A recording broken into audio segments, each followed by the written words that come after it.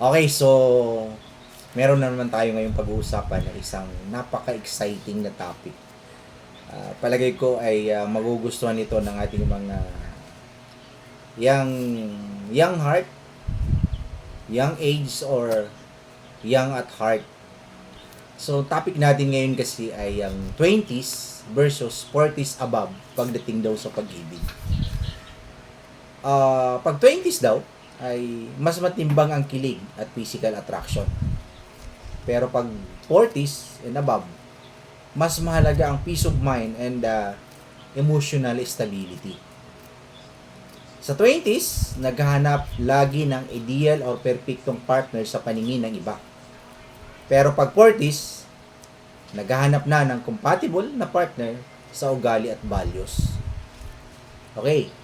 Sa 20s naman daw, gusto ang partner ay sikat o yung cool sa harap ng iba.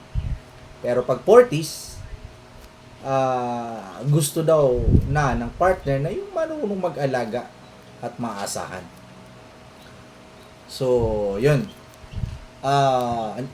Ang 20s daw kasi ay love is all we need. Ito yung sinasabing bahalag saging, basta labing.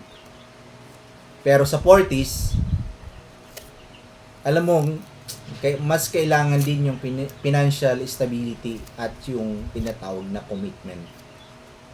Sa 20s, mabilis ma-influence ng opinion ng kaibigan tungkol sa love life. Pero pag 40s daw kasi, ikaw na magpapasya para sa sarili mo. Sa 20s, parang ang breakup ay parang katapusan na ng mundo. Pero sa 40s, ang breakup ay isang lesson learned at ang pagkakataong mag-move on kung hindi na kaya. Sa 20s daw, laging naghahanap ng someone to complete me. Pero ang 40s, naghahanap ng someone to share my complete life with. Galing, ano? Ano pa? Kapag 20s daw, naghahanap ng yung tinatawag na excitement o yung basta yung thrill na tinatawag. Pero sa 40s, ito yung naghahanap na ng kapayapaan sa tahanan.